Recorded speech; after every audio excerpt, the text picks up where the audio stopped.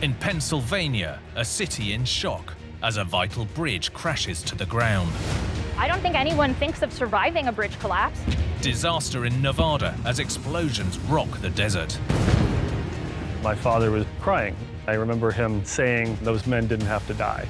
Tragedy strikes a packed commuter train in Australia. One of the worst catastrophes possible that I've ever seen in my life.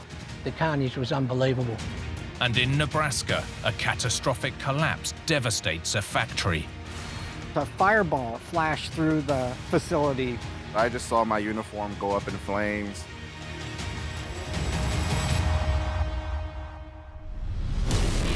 With big builds, even the smallest fail can trigger a huge disaster. From miscalculations to misunderstandings, or just plain bad luck. These catastrophes are every engineer's worst nightmare.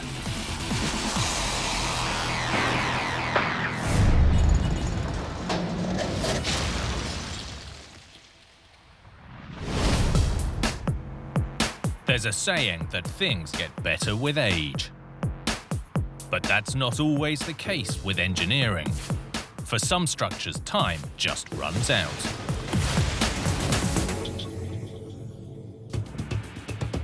Like this rush hour disaster in Pittsburgh that struck a vital commuter crossing. 6 vehicles dropped into the ravine below. It's a miracle anyone survived. Triggering panic across the city.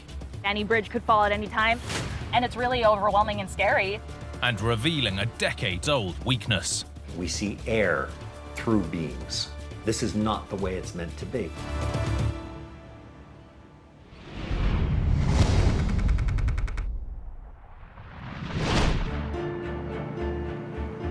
Pittsburgh, Pennsylvania, known to many as Steel City, was built on the banks of 3 rivers and gets more than its fair share of rainfall. Jordana Rosenfeld is a local journalist.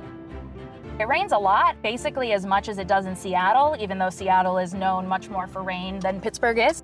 All that water hasn't just carved the rivers, but a network of valleys and ravines that crisscross the city. And today, Pittsburgh depends on more than 400 bridges to keep people on the move. There are so many bridges that you have to cross. They're such a ubiquitous part of life in the city. Coming from the suburbs in the east, one of the major routes into Pittsburgh crosses Fern Hollow, where there's been a bridge to carry travelers into the city for over 100 years. The bridge was a really important connector between 2 neighborhoods that are very significantly residential, but both have a strong commercial district. Now a construction site for a concrete bridge, its predecessor was built in 1972 from steel. Fern Hollow is a deep, unspored ravine in a public park, so engineers wanted to make a bridge that blended into the environment. The solution was a crossing with slender steel legs. Kent Harries is a professor of structural engineering. So the Fern Hollow Bridge was a 2-bent K-frame or rigid frame structure.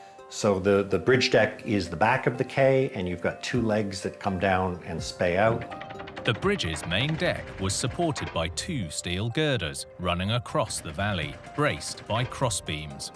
Down below, the 2 steel legs spread diagonally out to the valley sides, with cross-bracing to hold them firm against lateral forces.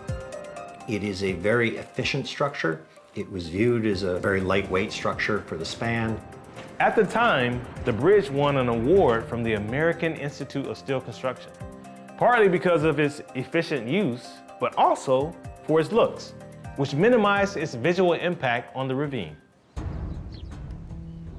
For 50 years, this vital bridge carried more than 14,000 vehicles a day over the ravine. The bridge was right in the middle of my commute to work. It was easy to forget that it was a bridge when you were on it, because it's so level with the existing road on either side. But in 2022, this largely unnoticed bridge was about to garner major headlines for all the wrong reasons.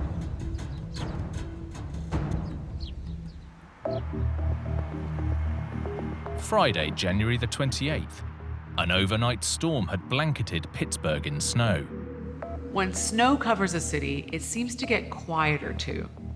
But early that morning, residents were woken by a loud boom. The Fern Hollow Bridge had collapsed, and the news quickly spread across the city. It was about 6 o'clock or something in the morning, and I got a news notification saying that a bridge in Squirrel Hill had collapsed. And I thought, oh my God. I mean, I immediately was concerned that people had been hurt. The structure had fallen around 30 meters to the ravine floor, taking 6 vehicles with it, including a city bus that Jordana often rode to work. Right after I heard the news, I could think of about like 6 trips over the bridge that I had taken in the last week. And it's really overwhelming and scary. Engineering professor Jim Thompson lives and works nearby. One poor soul who was coming from this side, from the east end, headed towards the bridge, did not see that the bridge had disappeared in time and ended up tumbling over the edge and into the gully. Miraculously, the driver survived, as did all the people who had been on the bridge when it collapsed. Although 10 were injured, the weather had helped save lives. Many commuters hadn't yet braved the snowy conditions. So the weather is a hindrance to infrastructure, but it was a real help this time because it kept people off the roads and really out of danger. It was absolutely a miracle that it was not worse, that nobody died. I don't think anyone thinks of surviving a bridge collapse. The city had narrowly dodged a major tragedy, but the normally peaceful Fern Hollow was now a disaster scene. This is absolutely not something that you think of happening in your neighborhood. It was kind of a strange feeling to find out that this particular bridge had collapsed. This is one that I used every day. Meanwhile, a VIP was en route. President Biden was flying in to announce a $1 billion infrastructure bill. It was just an unbelievable coincidence. I'm sure he was thrilled with the good timing that he had come to Pittsburgh to talk about his infrastructure bill on the same day that a bridge collapses. The fact that President Biden was here is a huge wake-up call for not just Pittsburgh, but the whole country, that we need to pay more attention to our infrastructure. It's crumbling. Within hours of the collapse, officials launched an investigation. One key piece of evidence was from the security camera on the bus, which showed that the east end of the deck had a huge crack, while the west end was already falling. Investigators knew that the west end had failed first. Now they needed to know why. But as they examined the wreckage, rumors were already circulating as social media lit up with photographs showing a possible cause. Engineering professor Jim Thompson saw the images. One of the pictures that you could find easily after this collapse was the fact that the X-bracing on the legs at the end of the bridge had completely rusted through. They were gone. They were no longer connected, so whatever function that X-bracing had to fulfill, it was no longer doing. The cross bracing served multiple purposes. It gave the bridge lateral support against the wind or the movement from traffic, but it also helped to prevent the steel legs from buckling under the weight from above. With the bracing compromised, the bridge was in big trouble. This type of bridge is what's known as fracture critical. If one piece fails, the whole thing will crash down, and that's what happened here. Although the investigation continues, the rusted bracing could explain the collapse. And yet this bridge was built from a material that should have prevented serious corrosion. Engineering professor Kent Harries explains. It's called weathering steel. It's a steel that is actually designed to corrode, and in this case, the corrosion is supposed to be a dense, tightly packed corrosion that protects the nice, bright white steel inside. Actively encouraging corrosion might sound strange, but in theory, it would form an external layer of protection against deeper corrosion. The drawback with weathering steel is if you lose that hard-packed corrosion coating, the material continues to corrode and continues to corrode. When we look at a lot of images of that bridge, we see complete loss of cross-section. We see air through beams. This is not the way it's meant to be. The question was, why had the corrosion become so bad? The slender steel design was sympathetic to the ravine it crossed, as intended, but engineers hadn't foreseen that the same environment would play a key part in bringing down the bridge. When you come underneath the bridge, the air temperature might be 10 or 15 degrees lower, and the humidity might be 10 or 20% higher underneath the bridge. And so this is helping to drive the corrosion. The climate wasn't only causing problems from beneath. The region's winters made things worse on the bridge deck as well. One of the constant battles is the fact that we get cold temperatures in the wintertime, we get snow, we get sleet, we get ice. So what we do, one of the ways we combat that is with road salt. Most of the salt from the deck should find its way into the bridge drain system and then out safely away from the bridge. But bridge drainage systems are notoriously difficult to maintain. They often leak. There is no question that road salt is a component of the deterioration that we see. The bridge really was hit by the perfect storm. After 50 years, the design, materials, location, and Mother Nature all came together to bring the bridge down. The collapse had severed a major artery, and while the wreckage was being cleared, traffic was backing up throughout the area. You used to be able to get straight to Squirrel Hill with the Fern Hollow Bridge, but since you can't do that anymore, there's all of this congestion here, and so much more traffic. 14,000 cars a day are detouring through local neighborhoods using any detour they can find, and so getting this back as fast as possible is critical. The state and city declared a proclamation of disaster, releasing funds from the new infrastructure bill, enabling authorities to almost immediately start work on a new Fern Hollow Bridge. This time with more than 5 decades of advancements in bridge engineering and concrete in place of steel. We've got 2 sets of concrete columns that go down to ground and are sitting on foundations. They've got caps on them and precast, pre-stressed concrete girders on top of there, and that becomes the main structure that they can then build the bridge deck on.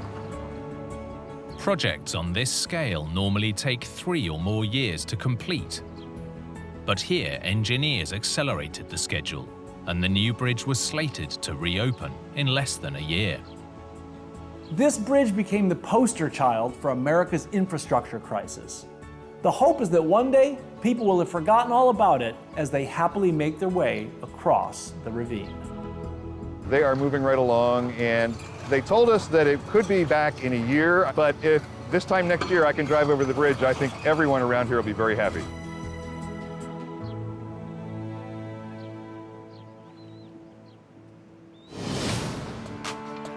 In engineering, design and construction are just the beginning. Sometimes the greatest danger lies in day-to-day operations.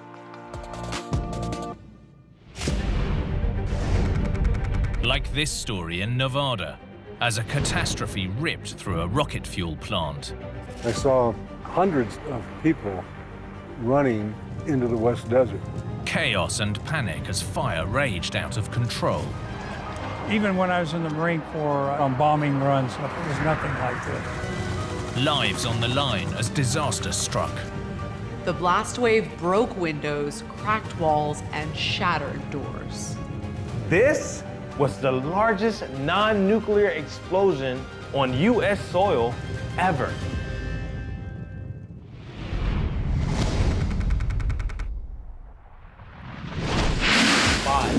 All 3 engines up and burning. 2, 1, 0, and liftoff. The final liftoff of Atlantis. Shoulders of the space shuttle. America will continue the dream. The space shuttle. For decades, it represented the very pinnacle of space engineering. Atlantis now heads down, wings level on the proper alignment for its 8.5-minute ride to orbit. The space shuttle was an incredible machine.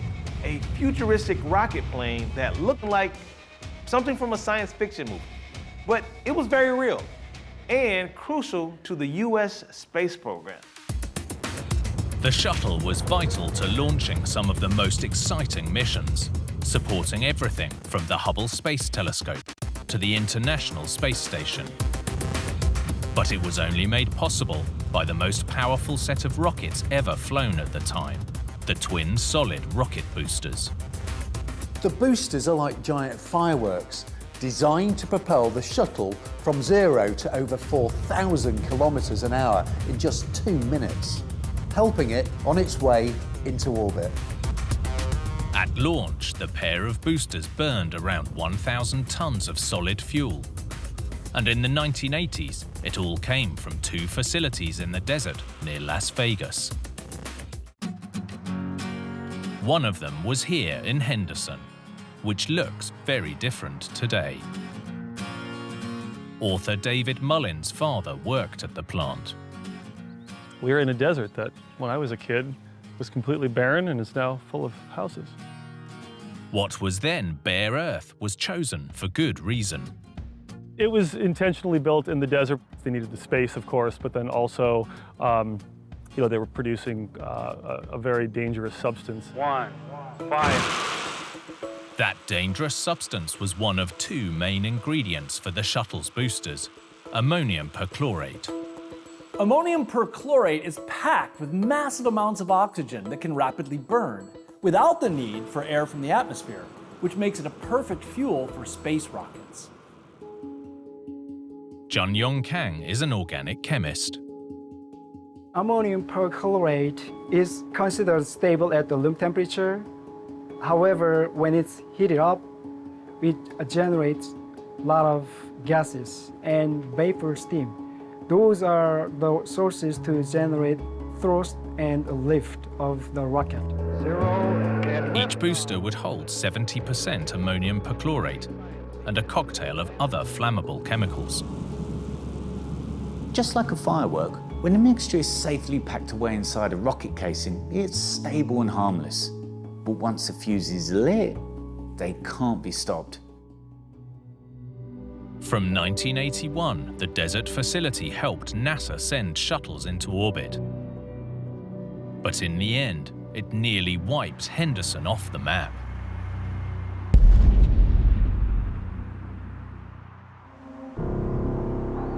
May the 4th, 1988, was another normal production day at the rocket fuel facility.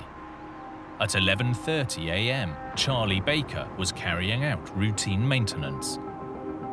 I was in there working, and I just happened to hear a rumpus of some kind. So I went to the edge of the roof. I looked down and I saw a fire in a barrel. The 200-liter barrel contained ammonium perchlorate. The alarm was raised, and first responders headed for the scene. Donald Griffey was the fire captain. We could hear this boom, boom, boom, boom. Then the dispatcher comes out. He said, I don't know how bad it is, but send everything you've got. David Mullin's father tried to clear the area. My father was there and kind of knew that it was going to lead to something far worse, and he just told people to jump into cars and start driving. 3 minutes after the fire started, the first barrels detonated. The explosion knocked me off the ladder, and I kind of slammed with my back into the wall opposite the ladder. Workers began to evacuate. Soon after, there was a second blast.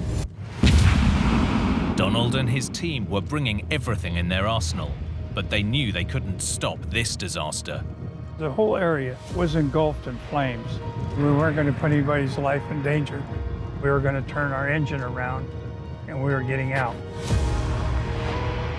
As they turned back, the fire detonated massive shipping containers packed with hundreds of tons of ammonium perchlorate. The whole plant almost evaporated. Even when I was in the Marine Corps, I was out on bombing runs and stuff, it was nothing like this. In just 12 minutes, the plant had been obliterated. Miraculously, Charlie Baker and David's father escaped, along with most of the workers. But sadly, 2 died in the blasts. I remember my father was crying. I had never really seen him cry before. And so I gave him a hug and he hugged me back, and I remember him saying just over and over again, those men didn't have to die. And they were friends of his. In the days that followed, the community searched for answers. Why had this average Wednesday morning turned to tragedy?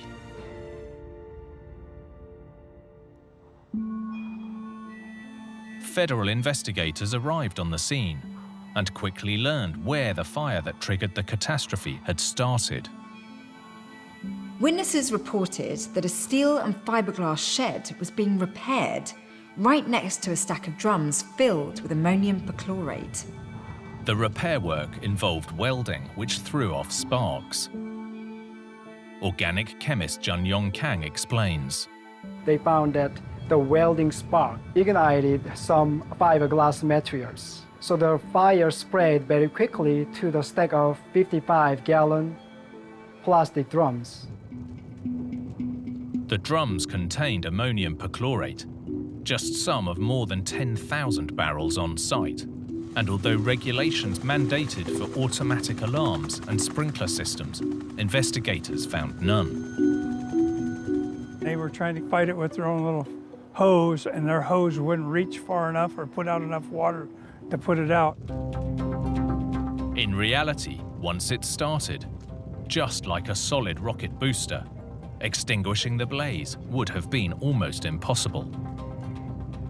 It is very challenging and difficult to extinguish fires that involved chemicals because of the chain reaction which continue to generate heat that cause the next reaction to occur.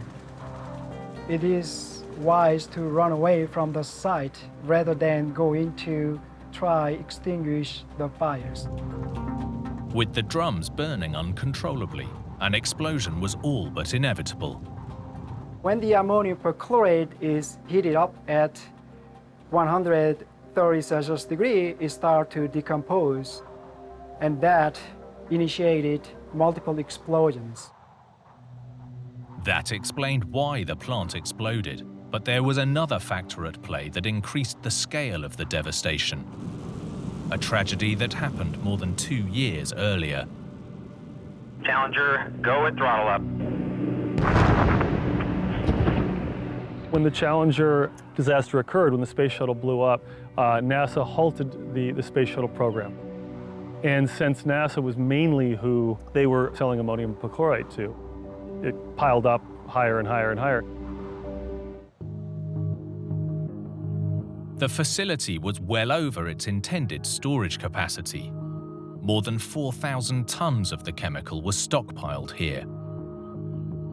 They had so much of it, they ended up storing it in a parking lot outdoors because they couldn't fit it anywhere else. That 4,500 tons of ammonium perchlorate at one facility could be considered a very dangerous situation. And yet, sifting through the smoldering ruins, investigators discovered barrels full of the chemical still remaining. Just 1,500 tons of ammonium perchlorate. About a third of the stockpile had detonated, which seems like a miracle considering the explosions had caused damage up to 16 kilometers away. The last explosion, equivalent to a 1 kiloton nuclear air blast, vaporized the plant and extinguished any remaining flames, preventing an even larger detonation.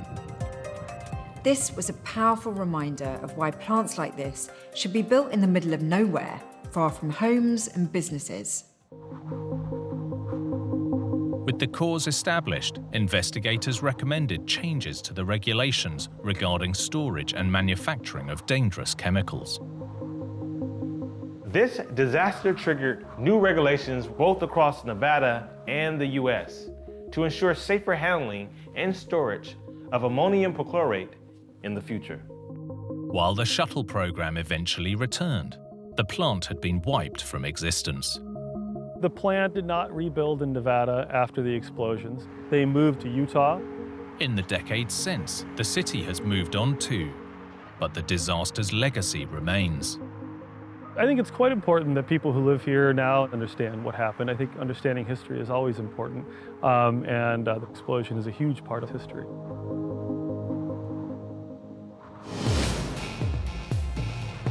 In big engineering, maintenance is just as important as cutting-edge construction. If any part goes wrong, the results can be disastrous.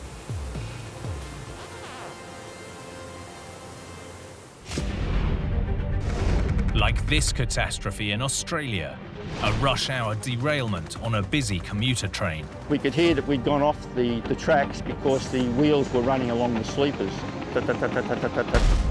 A minor fault that triggered a deadly disaster. All I could see was people still sitting in their chairs with no movement. There was no noise. A devastating tragedy that left a nation in mourning. The scale of this event is unimaginable. To this day, it's Australia's deadliest rail disaster ever.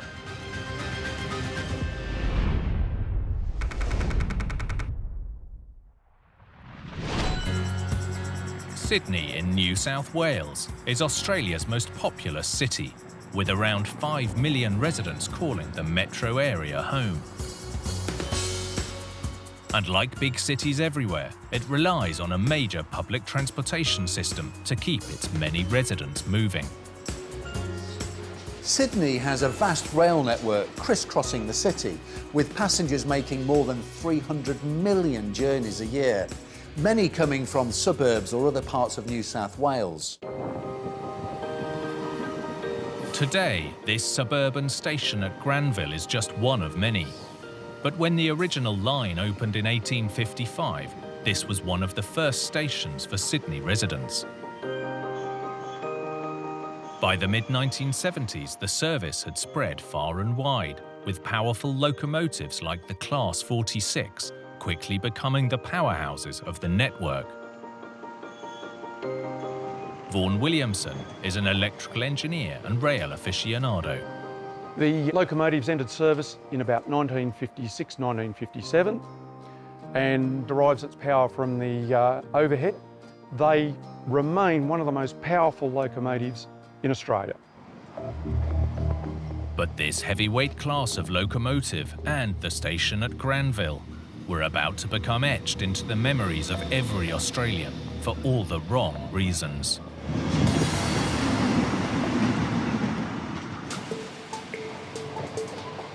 Early morning on Tuesday, January the 18th, 1977. A train heading for downtown Sydney was carrying hundreds of commuters. Bob Terry and his friend Bill were among them.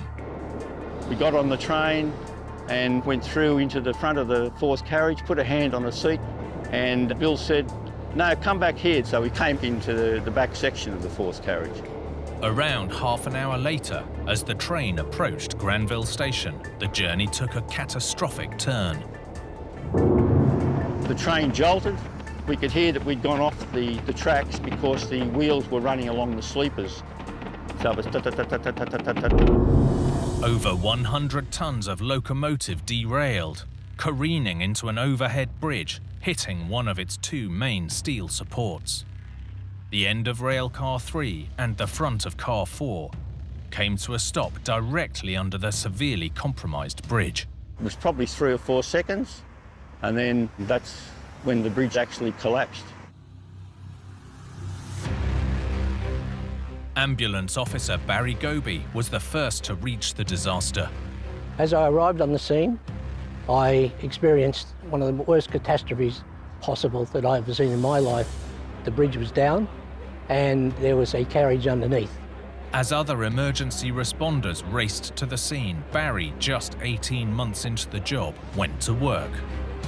We were actually walking on the side of the wall of the train and the glass windows. All I could see was people still sitting in their chairs with no movement.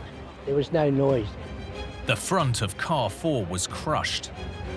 By making the decision to move further back in the car, Bob and Bill had unknowingly saved their lives.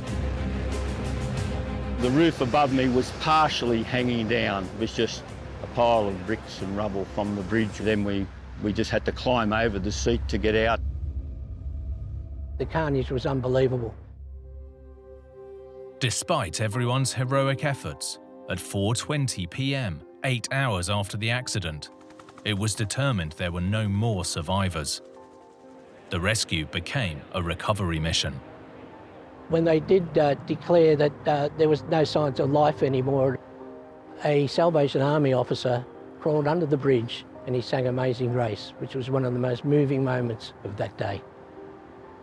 Another probably 6 inches or a foot, and I wouldn't be here. And my mate Bill on that day, to come back out of the front of that carriage, yeah, just extremely lucky. But not everyone was so fortunate. 213 people were hurt in the tragedy, some suffering life-changing injuries. More than 80 passengers lost their lives in the worst rail disaster in Australian history.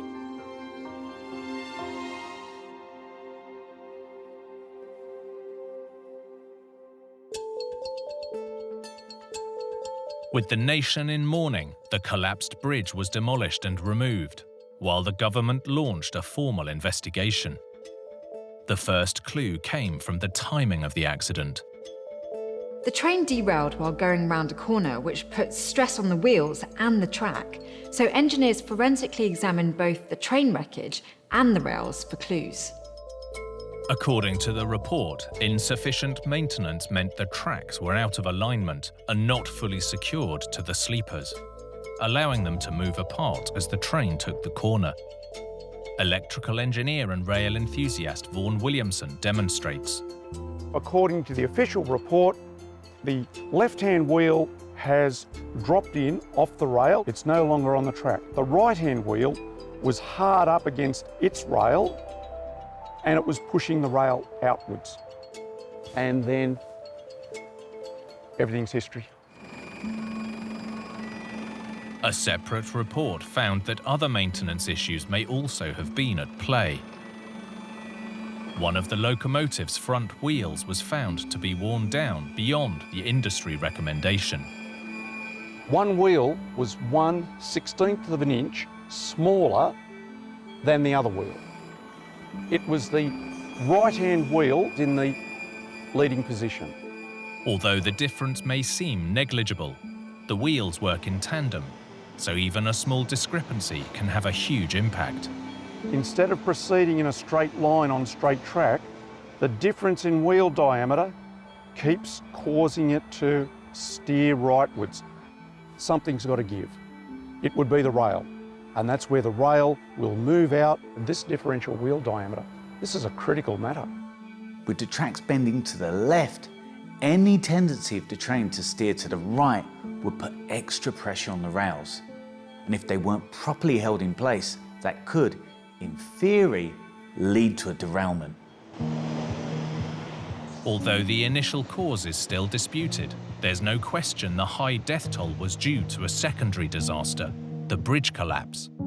Not only were the trackside supports vulnerable to train impact, the bridge itself was carrying a heavier load than it was designed to hold. The bridge deck had accidentally been built 3 feet or a metre too low, so layers of concrete were added to raise the level.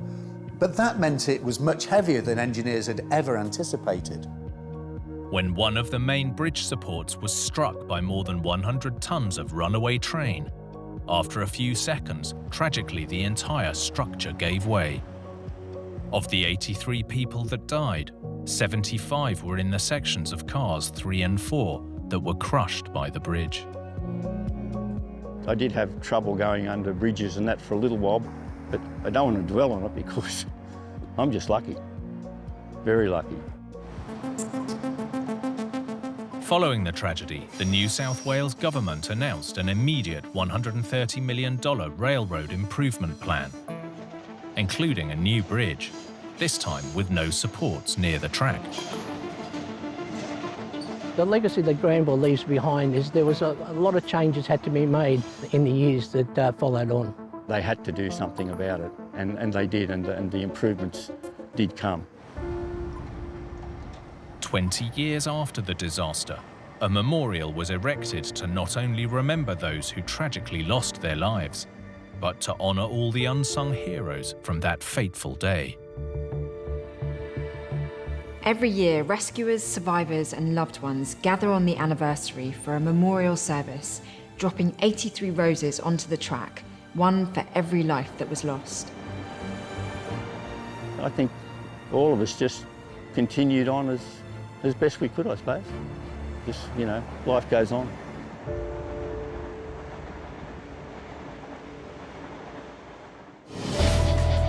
In big engineering, every piece, no matter how small, plays a key role. If one thing fails, the results can be catastrophic.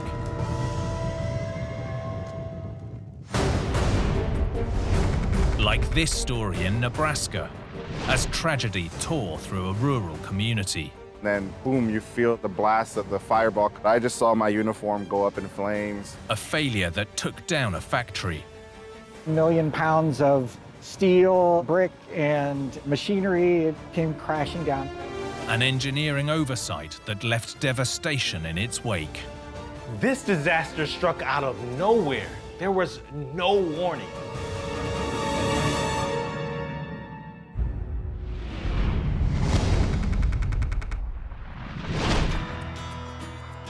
Omaha, Nebraska, located beside the Missouri River, has long been at the heart of the nation's agriculture.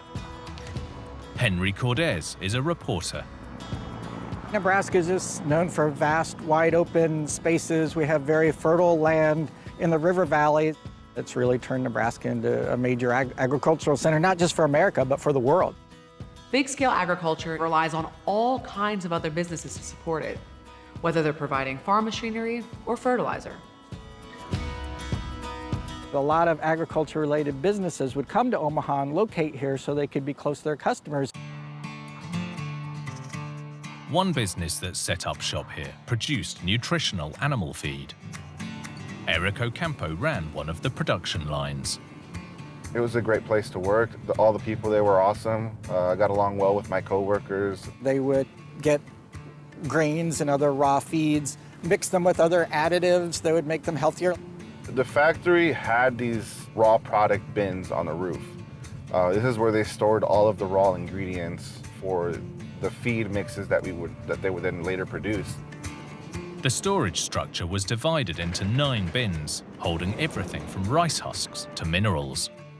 Some of them held limestone, which was used as a calcium supplement for cattle, and they were located on the top of the building, and so it was kind of a top-down process. It wasn't a huge plant, but we did move a lot of product, maybe between 250 to 500,000 pounds of product moving per line daily. For more than 40 years, the plant faithfully served the state's farming industry. But no one knew that a catastrophe was looming.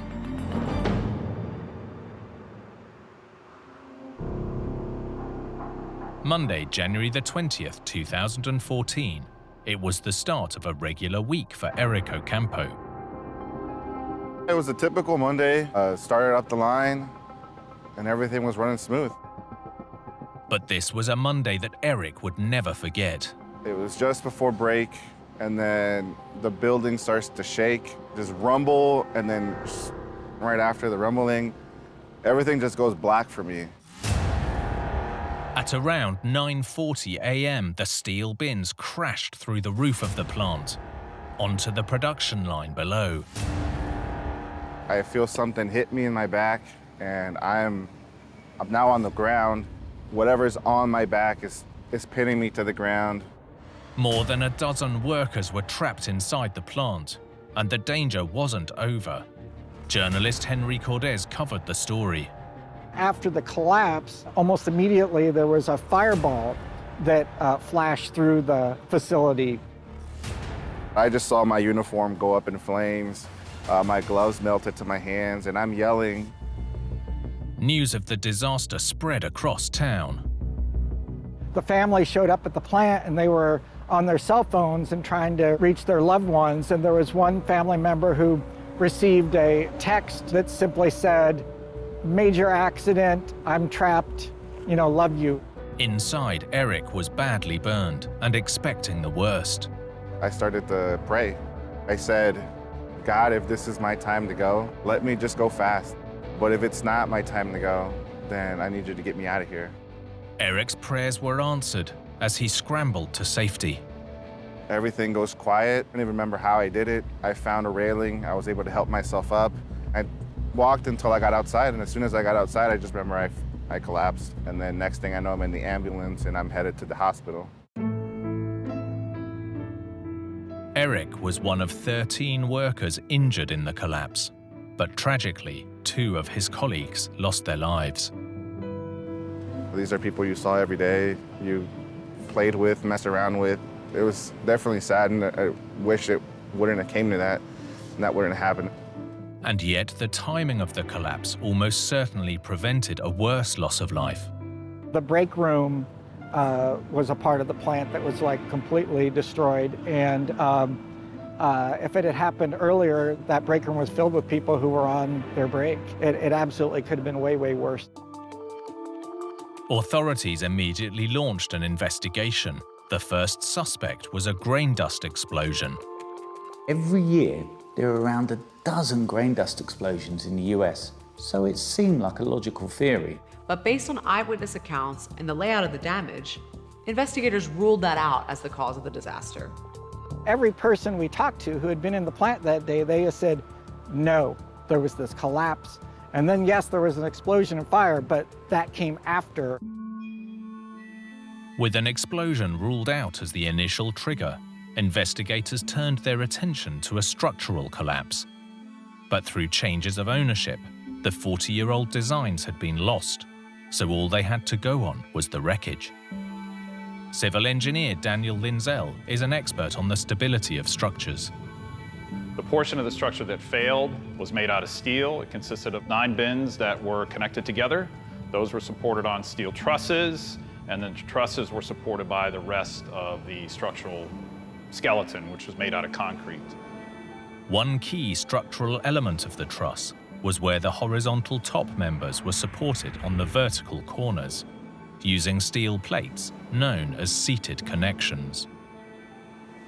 A seated connection is just what it sounds like. You have a horizontal beam resting on something like a seat. Here they were bolted in place to prevent them from moving sideways and potentially falling from the seat.